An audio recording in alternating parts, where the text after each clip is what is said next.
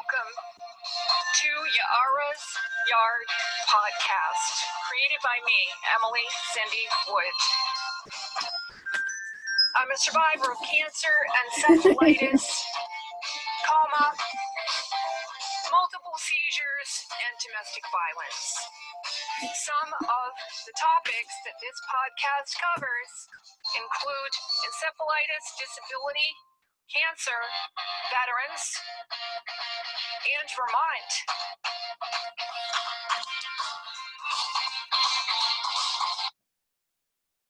Hi. My plan didn't work out with the beginning, but anyways. You can probably edit it on after. Yeah. Anyway. Okay, well, nice to meet you. As you probably know, my name is Sonja.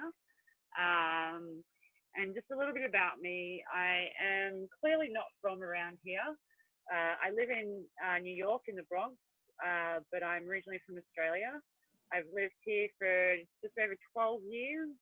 I absolutely love New York. I always dreamt as a little girl that I would grow up and move here. Because in Australia, since I've moved, I've sort of realized it's kind of like a very large country town. It's not the most culturally diverse place. And I always saw New York when I was a kid as being like this really cool, diverse place with world filled with different kinds of people. And that was a big draw card for me because I had a bit of a hard time growing up. So apparently it was odd and I just didn't know I was. So I thought, well, if I'm odd, when I go to New York, doesn't matter how odd I am, always going to be people way more odd than me. So that's what I was hoping for. And that's exactly what I got. So I love it here. And I just, I'm a kid from Australia and I'm still very much an Australian. That hasn't changed. I think, in fact, I may have become more Australian since I moved here. I quite like being an Australian in New York. It's a lot of fun. And at some point in time, I found myself being involved with NAMI, which is the National Alliance for Mental Illness, and it's all over the US, and I believe it's also international.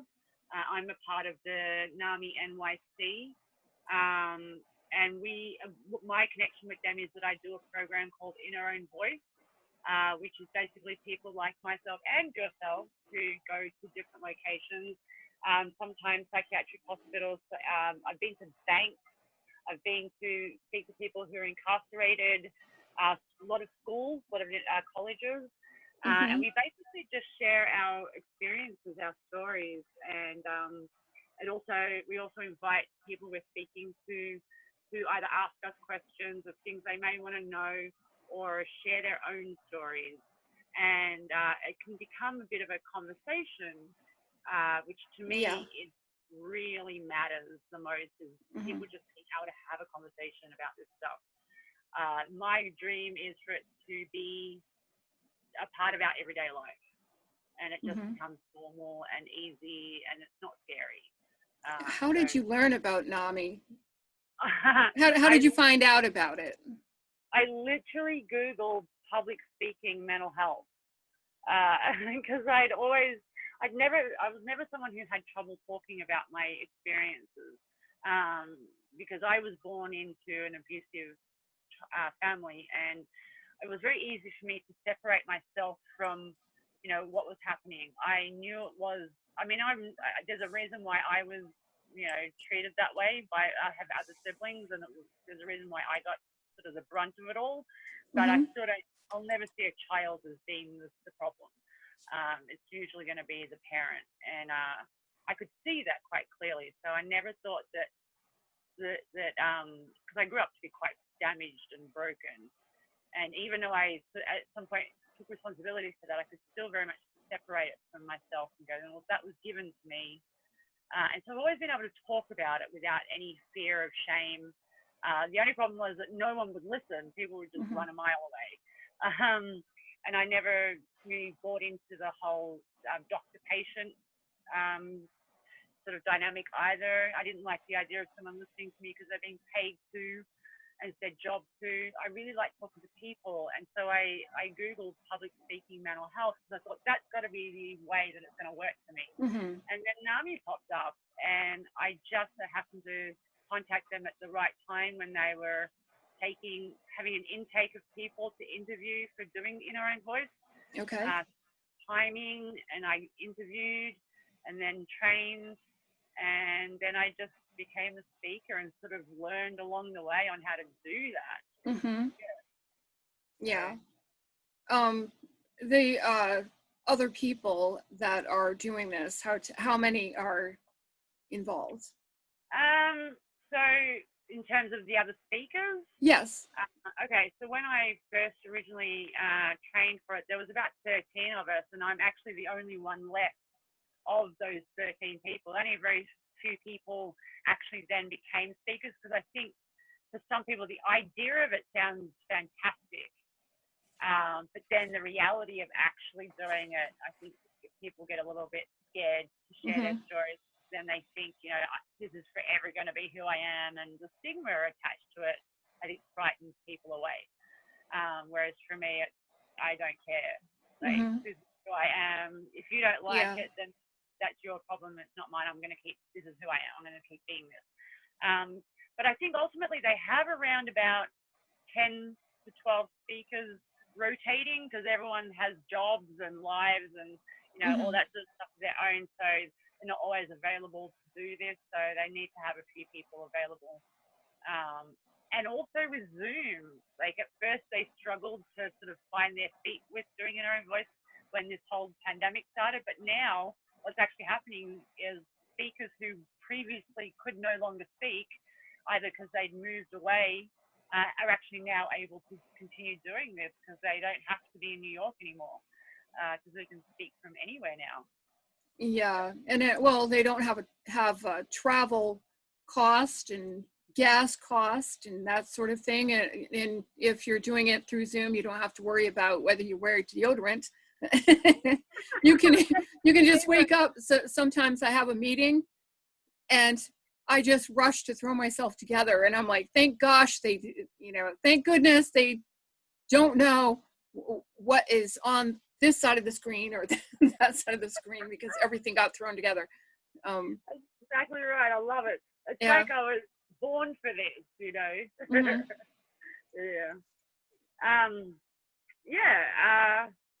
So what else would you like to know? I don't know. What brought you to the mental health arena, kind of? I would say it started when I was really little, and I remember one particularly bad situation that had happened. I was about 7 years old, and I ran out of my house and I ran down the street to the park, and I hid in the park like I often did. And I remember just my head was screaming, and I was rocking back and forth, and it was sort of hitting me that I was going to go through stuff in life that I had no control over, and that no one was going to help me, and I was going to have to do this on my own. And I made myself a promise that I never forgot that when I grow up, I'm going to make this into something more than this. I'm not going to allow these experiences to just be this horrible, traumatic thing. I want it to do something more than that. I want it to be better than that. And I think that sort of was always in my mind. And I started working in television when I was in my 20s, and that was my career choice. But it became quite apparent to me as I tried to work in environments where I was around the same sort of people day in and day out, that I couldn't function like that. The damage that had been done along the way had made it difficult for me to even be around people on a constant basis.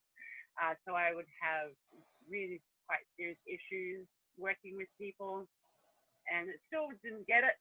But then I moved to New York to think that I was going to fix all my problems, and it still didn't work. It got worse. And then I got to the point where it was like, my mental health is the only thing that matters for me right now. And I embarked on it on my own. Like, I didn't trust anyone. I trusted nobody, for good reason. And so I took on my mental health for myself. and I took on it as though I was, chasing a career, because we seem to put a lot of effort into careers and hobbies and lifestyle, but not into our own, who we are as a person and our own mental health. So I decided to stop doing it outside of myself and start doing the same thing for myself. Yeah. And then I thought, that was an interesting experience to do that. It's not this normal experience.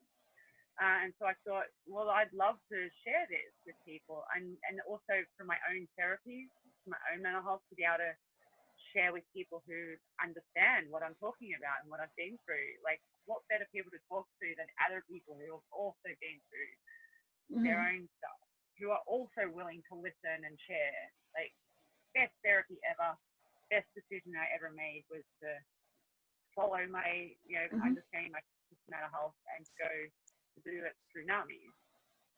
I checked out some of the videos on your YouTube before before we came to the meeting, and I was impressed by how just to the point you were about saying things, and you just seem to have a flair for speaking.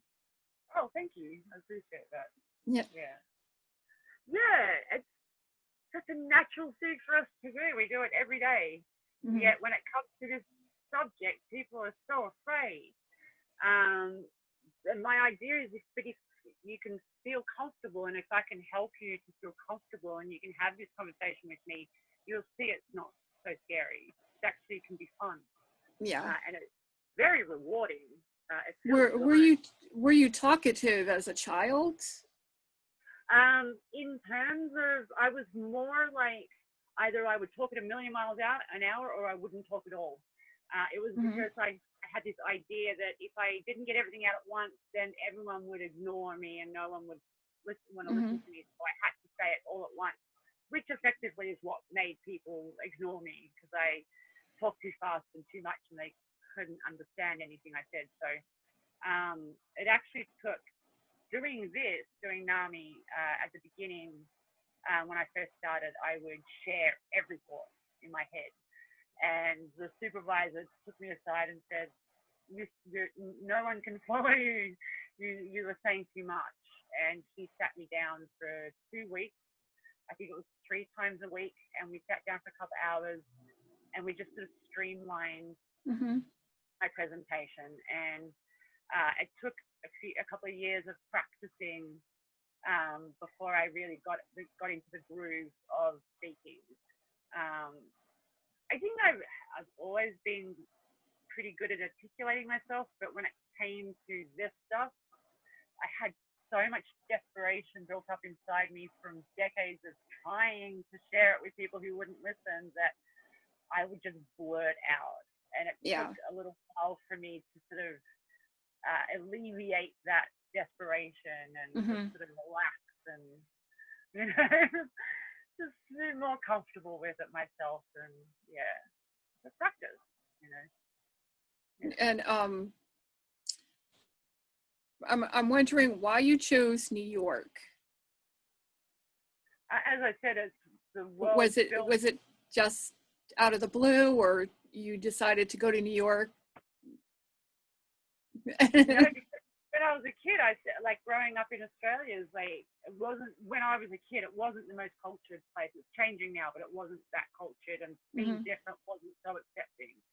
And I always looked at New York as being this place filled with culture and filled with different kinds of people that there's no way I could be strange, and and people would be more accepting of me in New York. And that was my dream, to grow up and move to New York City.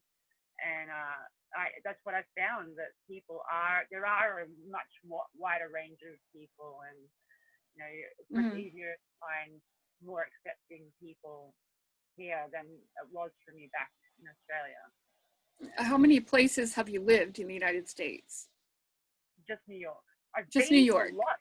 Yeah, I've been to lots of places. I've been to Hawaii. I've been to Arizona, Ohio, obviously, Philadelphia and Connecticut, New Jersey, the central places that, I've been to a lot of different places. Been to California, Mm-hmm. all that stuff, but I've only lived in New York so far. Yeah. Did you find a difference between the East Coast and West Coast? Oh, between like California and New York? As far as the people and how they communicate? I was only really kind of a tourist in California, so I Mm-hmm. didn't really get to see what it was like to be there. And being an Australian, Americans really like us. As soon as I open my mouth, people are like, "Oh, I've been," and they want to share everything they know about Australia. That's kind of Mm-hmm. my first initial interactions with people. And Yeah. if you're a tourist, that's the only interaction I really would get from people, and then Mm-hmm. off they go, and the next one would come along. So I didn't really get to feel what it was like. I do know from watching videos and stuff like that, and just being aware that they're very different worlds. Mm-hmm. But for me as a person, I'll always find my way and my place, no matter what it is. That's Yeah. how I am. Yeah. But whether I fit there or not is a whole other story. Yeah. Well, I actually was considered strange when I was growing up because I was quiet, Right. but I had the same problem that you had. Once I got comfortable with someone, blah blah blah blah blah blah blah blah blah blah, and then people would be like, "Can you just shut up already?" or something. Yeah. But I've lived in different parts of the United States, and I think picking New England when you're somebody that just comes out and says what you think, kind of, I think that was a good choice for you, because I grew up in Vermont. I'm here in Rutland City in Vermont right now, and I have been extremely frustrated when I'm in other parts of the country because they're not as forward. They're not as forward, and they don't necessarily say what they think. Right. That's what Australians are like. Yeah. Yeah. It's funny. There's this idea, like a lot of people will say, I prefer you to be honest. I prefer the truth. Mm-hmm. But then when you give it to them, they get all upset and offended. And then, you realize that the truth to them is just you reflecting back what they already think. That's kind of what it would be. It's their truth they want to hear.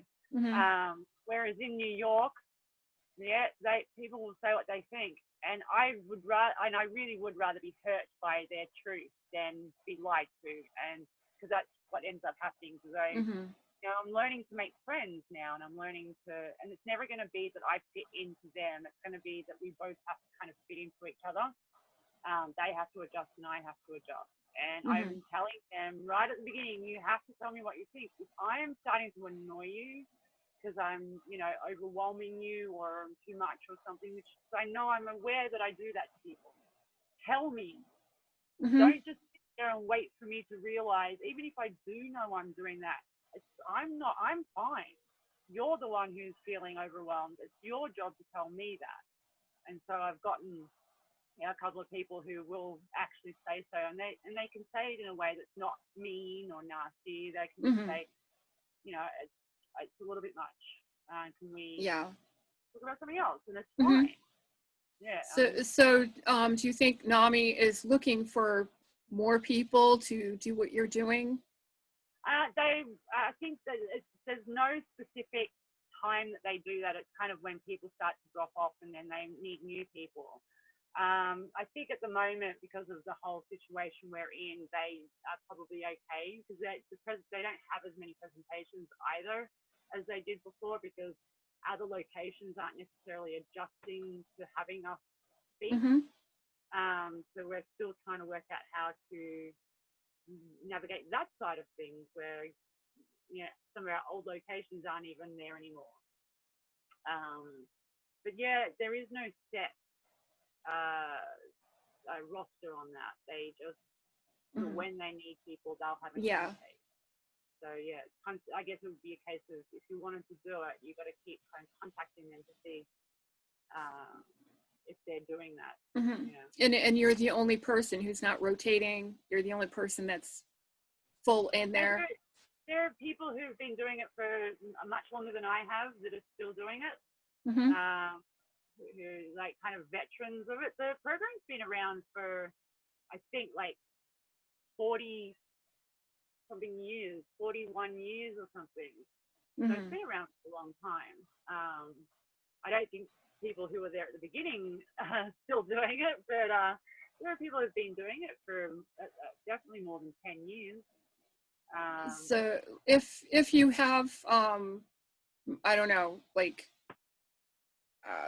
really quick suggestions for somebody who might be dealing with mental health issues, what would you tell them?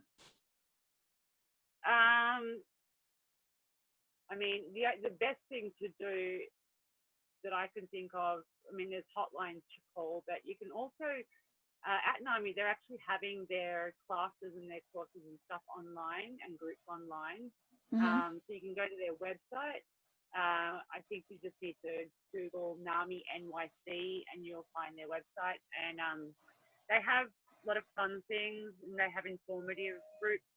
But overall, you're in a group of people who understand, you know, at least understand what you're going through is hard or it's not easy.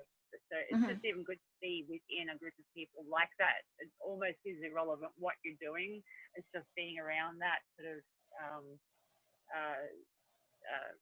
group that I think is really helpful. That's probably been one of the most helpful things for me, is to accept that I can be a part of a group of people who will actually listen. You know, that was hard for me because I thought they were just going to ignore me the same as everybody else had, but it didn't. So yeah, it makes a huge difference. At any point, did you feel shy about talking about things, or? Not shy. There were things that were too hard to talk about that I wasn't able to, and some things that I still struggle with talking about. But shy, I know I was too excited. Too much the opposite end of shy, that I needed to reel myself in rather than blossom. I don't tend to be shy. Yeah. I have moments, but mostly not a shy person. But I have worked with people who are shy, and I really enjoy being there with them and being able to support them and watch them sort of blossom out of their shell. It's quite a beautiful thing to see. If you are shy and you want to do this, and you're around people who care and want you to do well, you'll find somebody who will be you'll enjoy working with, presenting with, who will be there to help you sort of blossom and come out of your shell a bit and feel comfortable and safe about sharing. And you just do it a few times and it gets easier each time. And I look at it, often the scariest part for people is when the audience asks them questions. They're afraid that they won't know the answer, or they won't be able to answer, or something like that. And I say to them, well, think about it. In your everyday life, you will speak to strangers, like in a store or on a phone call, you know, a company you'll call. You don't know who they are and what they're going to say to you, but you know how to do that because you've done it before. Yeah. It doesn't feel strange. It's just kind of like that. Yeah. It's good. If somebody would like to contact you. Sure. I have a Facebook page. I'm actually in the process of writing a book, and my book is called Funny Mental Life, and I have a Facebook page by that name, and they can come and, you know, you can message me through my page, or like my page if you so choose to, or just even post on it. But that's probably the best way to come in contact with me, or even through my profile, which is Sonja Dawn. You can come and contact me through Messenger on my Facebook page also. I think that's probably the best ways to contact.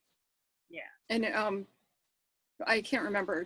Was there a name to your YouTube channel?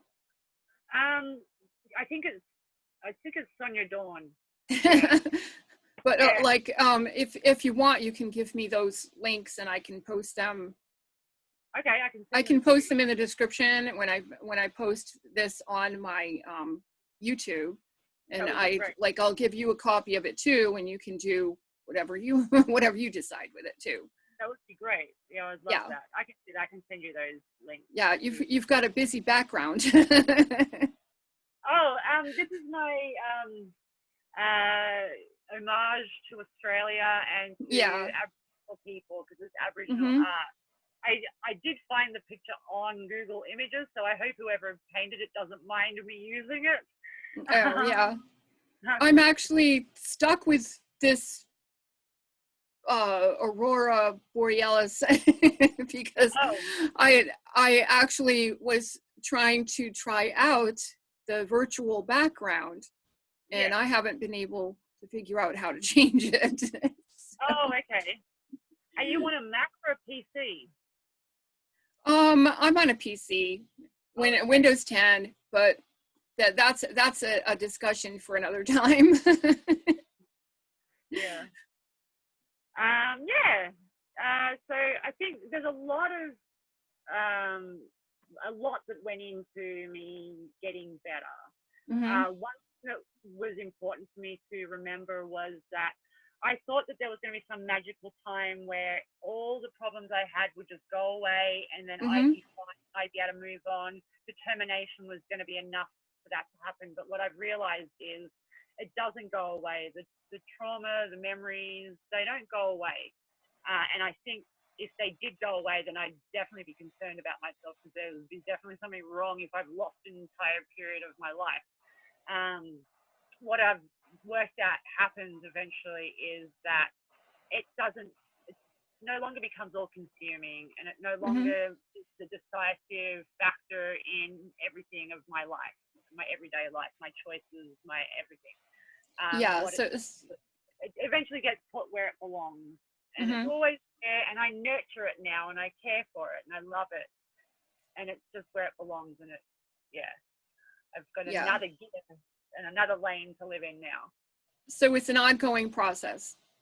Sure, yeah. It's slow, and sometimes it was extremely boring. I got to a point after 3 years of going, when is this going to end? This is so hard, and it's exhausting, and it's boring, and I don't want to keep doing this anymore. I think I'm good now. And then I stopped trying, and I slid really fast backwards. And then the effort it took to bring myself back to where I was when I stopped trying was so much harder than just the everyday thing that I was like, all right, I'll never do that again. And the way I know that I have actually created a change is that one day I'll suddenly look around and go, hey, this is who I am now. And remember what I was before, that whatever this situation has brought up in me, I'll go, that's how I used to behave in this situation. But now I behave this way, and this is different. This is healthier than that was. Oh, whatever I've done has actually worked now. And it just becomes natural and a default. And I don't think about it anymore. And that's when I know that whatever I've done has worked. So at that point, you're not the person that felt like you had no control anymore. Yes. Because I've put all this effort in that's involved very much having control over myself, but also knowing that I don't know what I'm doing either. I have no idea how this is going to go or whether it's going to work or not. But just the reality that I just kept trying, and I kept pushing, and I kept learning and understanding and going through hell even if I didn't want to, and then forcing myself to go this way and that way, and trying to work out which way to go. It's a trial and error, really. And then just one day looking back and going, hey, I have gotten somewhere now. Something worked.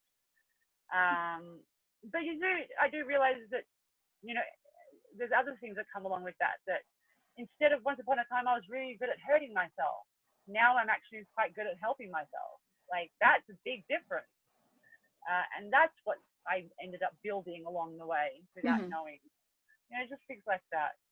Yeah. And I care about myself now. I didn't care about myself before.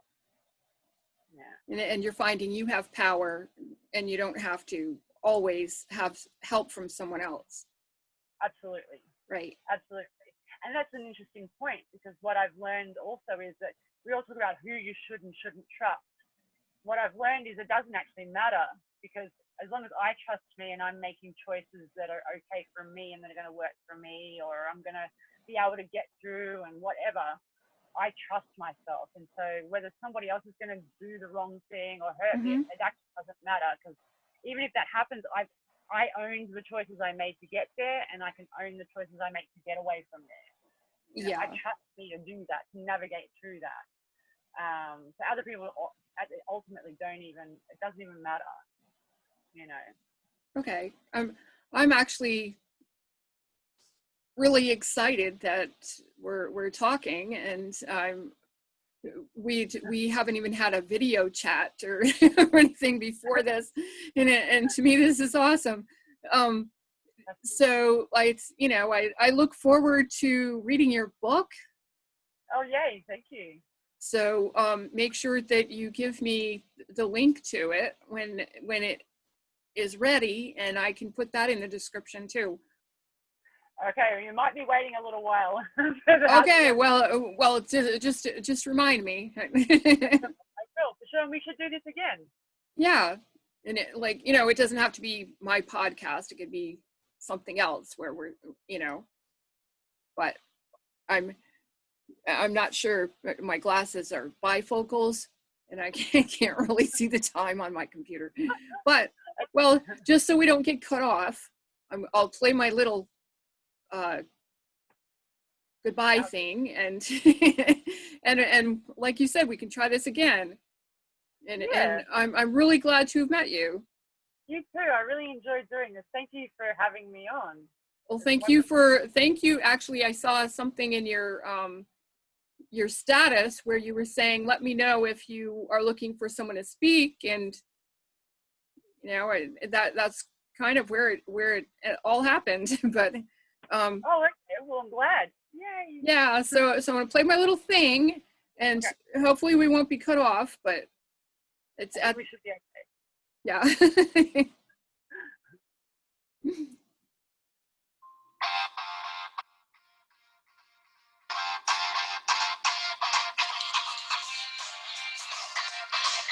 you for joining me at YaARah's Yard podcast. Hopefully, you'll join us again soon. Till then, have a great day. Bye.